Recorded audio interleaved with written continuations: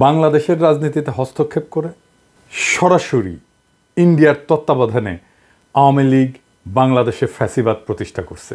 সেটা শেখ মুজিবের আমলে যেমন হয়েছিল, ঠিক শেখ হাসিনার আমলেও বহুগুণে তার পুনরাবৃত্তি ঘটছে। খুনি হাসিনার আমলে এটা দীর্ঘস্থায়ী হয়েছে, আরও বিভৎস এবং ভয়ঙ্কর রূপ নিছে, এবং তাকে বিদায় করতে বাংলাদেশের তরুণ প্রজন্মকে গণহত্যার মুখোমুখি দাঁড়ানোর বিভীষিকা অতিক্রম করতে হয়েছে।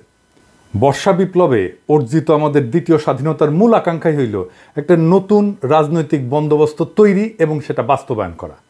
নতুন বন্দোবস্তটা আসলে কি? নতুন বন্দোবস্ত হইতেছে রাজনীতিতে ইন্ডিয়ার অধীনতা এবং হস্তক্ষেপ মুক্ত স্বাধীন গণতান্ত্রিক এবং সার্বভৌম বাংলাদেশের বিনির্মাণ সাধন। এটাই হইতেছে এই বন্দোবস্তের মর্মবস্তু। কিন্তু ইন্ডিয়া এটা কোনোভাবেই হইতে দিতে চাইতেছে না, তারা কোনোদিনই তা চাইবে না। বাংলাদেশে ইন্ডিয়ার বান্দা এবং স্থায়ী এজেন্ট আওয়ামী লীগ এখন পালায় বেড়াচ্ছে। তাই ইন্ডিয়া তার এজেন্ডা বাস্তবায়নের জন্য বেছে নিছে জেনারেল ওয়াকার এবং তার সহযোগী একদল দুর্বৃত্ত জেনারেলকে, যাদের অনেকেই বিগত 15 বছর হাসিনার ফ্যাসিবাদী শাসন বহাল রাখতে আগ্রাসী এবং খুবই নিষ্ঠুর ভূমিকা পালন করছে।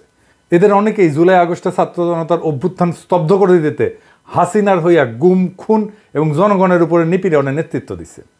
নতুন রাজনৈতিক বন্দোবস্ত হচ্ছে ফ্যাসিবাদ উত্তর বাংলাদেশ গঠনে জাতীয় ঐক্য সৃষ্টি করা। বাংলাদেশে ফ্যাসিবাদ মোকাবেলার মূল বৈশিষ্ট্য হচ্ছে ইন্ডিয়ান আধিপত্য এবং হস্তক্ষেপের বিরুদ্ধে ইস্পাত কঠিন প্রতিরোধ গড়ে তোলা। বাংলাদেশে ইন্ডিয়ার হস্তক্ষেপ রুখে দিতে না পারলে আওয়ামী লীগের শূন্যস্থান পূরণ করবে অন্য কোনো নতুন এজেন্ট। আমাদের স্বাধীনতা বিসর্জন দিয়ে তারাও প্রভুদের স্বার্থ রক্ষা করবে। রাজনীতিতে আওয়ামী লীগের পুনর্বাসন মানেই হইতেছে চোরা পথে তার ঢুকে পড়ার একটা সুযোগ বা উপায় মাত্র।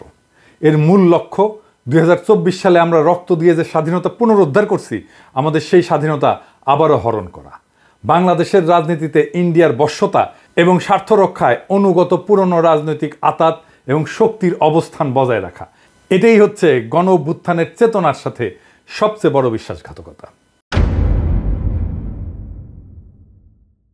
কে রাজনীতি করবে, কে নির্বাচন করবে, বাংলাদেশের ভবিষ্যৎ রাজনৈতিক সমীকরণ কেমন হবে, তার নির্ধারণের দায়িত্ব এবং কর্তব্য জেনারেল ওয়াকারের না। সেটি ঠিক করবে বাংলাদেশের জনগণ। তাহলে সেনা প্রধান হয়েও কেন রাজনীতি নিয়ন্ত্রণের চেষ্টা করতেছেন তিনি? প্রকাশ্যেই ওয়াকার একটা ঘৃণিত রাজনীতির পক্ষ নিচ্ছে। খুনি এবং গণহত্যাকারী আওয়ামী লীগের পক্ষে ওকালতি করতেছেন। তাদেরকে রাজনীতিতে পুনর্বাসনের জন্য বিভিন্ন রাজনৈতিক দল এবং ব্যক্তির উপরে চাপ প্রয়োগ করতেছেন। প্রকাশ্যে বাংলাদেশের মানুষকে হুমকি দিচ্ছেন। তার এই উদ্ধত আচরণের উৎস কোথায়? তা যে দিল্লির ইচ্ছা বাস্তবায়নের জন্য ঘটতেছে সেটা দিবালোকের মতো স্পষ্ট হয়ে ফুটে উঠছে। জেনারেল ওয়াকার কতটা বেপরোয়া তার একটা বড় উদাহরণ হচ্ছে আয়না ঘরের প্রমাণ নষ্ট করে তিনি ক্ষান্ত হচ্ছেন না। গুমের ঘটনা অনুসন্ধান, সত্য উদ্ঘাটন এবং জবাবদিহিতা নিশ্চিত করার জন্য সরকার গঠিত গুম কমিশনের কাজে বারংবার বাধা দিচ্ছেন। এই গুম খুনের সাথে জড়িত জেনারেলদেরকে বেনামি ভুয়া পাসপোর্ট বানায় দিয়া তাদেরকে দেশ ছেড়ে যেতে সাহায্য করছেন। গুম খুনের সাথে জড়িত অপরাধীদেরকে আশ্রয় দিয়ে তিনি কিভাবে বাংলাদেশের সেনাবাহিনীর মর্যাদা এবং পেশাদারিত্ব রক্ষা করছেন?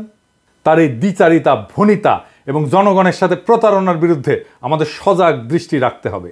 গণতন্ত্র প্রতিষ্ঠা এবং আইনের শাসন কায়েমের জন্য এখন যে সংগ্রাম আমরা করতেছি তার প্রতিপক্ষ হচ্ছে জেনারেল ওয়াকার সহ তার দুষ্কর্মের সাঙ্গপাঙ্গ অল্প কিছু শীর্ষ সেনা অফিসার। আমরা বিশ্বাস করি তরুণ আর্মি অফিসার এবং সৈনিকেরা এই সকল ইন্ডিয়ান সর্দের বিষয়ে সচেতন আছেন এবং চিহ্নিত অসৎ জেনারেলদের এমন দেশদ্রোহী গ্রুপের দূরভূষণদের বিরুদ্ধে তারা রুখে দাঁড়াবেন ইনশাল্লাহ। গুম কমিশন বন্ধে জেনারেল ওয়াকার কি কি অপচেষ্টা করছেন আসেন সেটা দেখি। জেনারেল ওয়াকার চায়নি গুম কমিশন তার কার্যক্রম অব্যাহত রাখুক। সে কমিশনের গঠন এবং মেয়াদ বৃদ্ধিতে বারে বারে বাধা দিছে। এখন চাইতেছে আগামী জুন মাসের পরে আর কোনোভাবে যেন এই কমিশন কার্যক্রম চালায় যেতে না পারে। বাংলাদেশে যতজন নাগরিক গুমের শিকার হয়েছে তার প্রত্যেকটি ঘটনার তদন্ত এবং সত্য উদ্ঘাটন হওয়া জরুরি। গুমের শিকার প্রত্যেক ব্যক্তির সন্ধান, তাদের ফেরে আনা অথবা আদতে তাদের ভাগ্যে কি ঘটছে চূড়ান্তভাবে সেই সত্য না জানা পর্যন্ত এই কমিশনের কার্যক্রম নিরবিচ্ছিন্নভাবে অব্যাহত রাখতে হবে।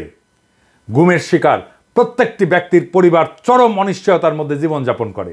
তাদের প্রিয়জনদের ভাগ্যে কি ঘটছে যতক্ষণ পর্যন্ত সেটা না জানা যায় ততক্ষণ পর্যন্ত সেই পরিবারগুলো তাদের সম্পদ বন্টন এবং হস্তান্তর, ব্যাংক এবং আর্থিক লেনদেনের কোনো কার্যক্রম সম্পন্ন করতে পারে না। পরিবারগুলোর জন্য এ এক চরম দুর্ভোগ। এই রকম বিভীষিকাময় অবস্থা থেকে নিস্তার পেতে হলে তাদের জীবনকে স্বাভাবিক অবস্থায় ফিরে আনতে পারবে একমাত্র গুম কমিশনের ধারাবাহিক কার্যক্রম। এর সাথে বিচার পাওয়ার অধিকার এবং অপরাধীদের শাস্তি নিশ্চিত করতে এই কমিশনকে নিষ্ঠার সাথে লম্বা সময় ধরে কাজ করে যেতে হবে। কাদের স্বার্থে জেনারেল ওয়াকার সেটা চাইতেছে না এবং তাতে বাধা দিচ্ছেন? কোন সত্য আড়াল করতে এত মরিয়া অপচেষ্টা তার? জুলাই গণহত্যা নিয়ে জাতিসংঘের তদন্ত প্রতিবেদনে এটা দিনের আলোর মতো স্পষ্ট যে বিভিন্ন ক্ষেত্রে মানবাধিকার লঙ্ঘন এবং খুনি হাসিনার হুকুমে হত্যাকাণ্ড পরিচালনায় সহযোগীর ভূমিকায় অবতীর্ণ হয়েছিল জেনারেল ওয়াকার। এখানে তিনি তার নিজের দায় দায়িত্ব এড়াতে পারবেন না। জাতিসংঘের তদন্ত প্রতিবেদনের নিরাপত্তা বাহিনীগুলোর সংস্কারের জন্য যে সুনির্দিষ্ট সুপারিশ দিছে তা বাস্তবায়নের জন্য আমাদেরকে জানতে হবে জুলাই আগস্ট মাসে আন্দোলন দমনে সেনাবাহিনী কতটা ব্যবহৃত হয়েছিল, কমান্ড কিভাবে পরিচালিত হয়েছে তা জানা জরুরি। শীর্ষ কমান্ড থেকে কি কি নির্দেশ দেওয়া হয়েছিল, নির্দেশ কিভাবে পালিত হয়েছে, কোথায় কেন কত গুলি ছোড়া হয়েছে, তাতে কতজন হতাহত হয়েছে, কে কোথায় অতিরিক্ত বল প্রয়োগ করে নিজের দেশের নাগরিকদের বুকে গুলি চালাইছে, এর সকল কিছু পুঙ্খানুপুঙ্খভাবে জানা দরকার। সেনাবাহিনীর মধ্যে শৃঙ্খলা, পেশাদারিত্ব, জবাবদিহিতা ফিরায় আনতে হলে আমাদেরকে অবশ্যই সত্য জানতে হবে। রুলস অফ কন্ডাক্ট কিভাবে পরিচালিত হয়েছে তা সাব্যস্ত করার জন্য একটা জাতীয় তদন্ত কমিশন গঠন করতে হবে। তাহলে জেনারেল ওয়াকার এবং তার চারপাশের ভিড় করা সকল দুর্বৃত্ত চিহ্নিত হবে। এভাবেই কেবল ফ্যাসিস্ট হাসিনার সহযোগী খুনি অফিসারদের সমস্ত আস্ফালন বন্ধ করা যাবে। এবার আসেন আলাপ করি সেনাপ্রধানের সুশীল আওয়ামী লীগ গঠনের স্বপ্ন নিয়ে। আইএসপিআর এর সূত্রে উল্লেখ করে নেত্র নিউজ দাবি করছে সেনাপ্রধান জেনারেল ওয়াকার হাসনাত সার্জিসদের বলছেন আওয়ামী লীগের যে সমস্ত নেতারা ফৌজদারি মামলায় জড়িত না এবং যাদের ক্লিন ইমেজ আছে তাদের সমন্বয়ে গঠিত নতুন আওয়ামী লীগ আসন্ন জাতীয় সংসদ নির্বাচনে অংশ নিলে সেটা প্রতিদ্বন্দ্বিতামূলক, ফলপ্রসূ এবং আন্তর্জাতিক মহলে গ্রহণযোগ্য হবে। শত্রু দেশের স্বার্থের পক্ষ অবলম্বনকারী চিহ্নিত, বিতর্কিত এবং নিন্দিত এই জেনারেল 2014, 2018, 2024 সংসদ নির্বাচনের ঘৃণিত ভোটচোর, ডাকাত এবং জালিয়াত সাবের হোসেন চৌধুরী এবং শিরিন শারমিনকে পরিচালিত বা মার্জিত আওয়ামী লীগ নেতা বলে মনে করেন। নাগরিকদের সাংবিধানিক অধিকার অর্থাৎ ভোট দেওয়ার স্বাধীনতা যেই লোকগুলো হরণ করে ভুয়া এমপি হয়েছিল তাদের নাম প্রস্তাব করা হচ্ছে। এই অপরাধীদের যখন বিচারের মুখোমুখি দাঁড় করানোর জন্য জেলে পুরে রাখার কথা তখন তারা মুক্ত বাতাসে ঘুরে বেড়াচ্ছে এবং দেশবিরোধী নানান অশুভ তৎপরতা চালাচ্ছে। আর জেনারেল ওয়াকার এই সমস্ত পচা মালদের নিয়ে নতুন করে আওয়ামী লীগ সাজানোর প্রস্তাব নিয়ে সেনা সদর এবং সেনা ভবনে বসে গণ অভ্যুত্থানে অংশগ্রহণকারী বিভিন্ন রাজনৈতিক দল, গ্রুপ, ব্যক্তির সাথে প্রতিনিয়ত আলোচনা করে ব্যস্ত দিন কাটাচ্ছেন। কোথাও ধমক, কাউকে চাপাচাপি, কখনো উপহার, উপঢৌকন বা ঘুষ বিলাচ্ছেন। তার নিয়ন্ত্রণে যে বেহিসাবি টাকার অগণিত বস্তা রয়েছে তা প্রকাশ্যে শোনা গেছে শহীদ গোলাম আজমের গুম হওয়া অভাগা পুত্র ব্রিগেডিয়ার আমান আজমির মুখে। জেনারেল ওয়াকার তাকে কোটি কোটি টাকা খরচ করে বাড়ি বানায় দেওয়ার প্রস্তাব দিছিলেন, যা তিনি ঘৃণা ভরে প্রত্যাখ্যান করে বলছিলেন, আমি আমার প্রতি যে অবিচার হয়েছে তার জন্য ন্যায় বিচার চাই, অর্থ করি, টাকা পয়সা, ধন দৌলত না। যেই বিএনপি নেতা অবসরপ্রাপ্ত মেজর জেনারেলকে তিনি 5ই আগস্ট সকালে সেনাভবনে ডেকে নিয়ে গেছিলেন, পরবর্তীতে তাকেও উপঢৌকনের কথা বলছেন। জেনারেল ওয়াকার আসন্ন সংসদ নির্বাচনে অংশগ্রহণের জন্য তার যাবতীয় খরচ যোগাবেন বলে অঙ্গীকার করছেন। কোথায় থেকে? এই টাকার উৎস কোথায়? এতে কিন্তু খুবই কাজ হয়েছে। সাবেক ওই সেনা কর্মকর্তা সেই লোভেই বিএনপিকে দ্রুত নির্বাচনে টেনে আনার জন্য অহর্নিশ প্রাণপণ খেটে যাচ্ছেন। অর্থকরীর বিশাল এক ভান্ডার যে জেনারেল ওয়াকারের কুক্ষিগত হয়েছে তা ক্রমশ স্পষ্ট রূপ পরিগ্রহ করতেছে।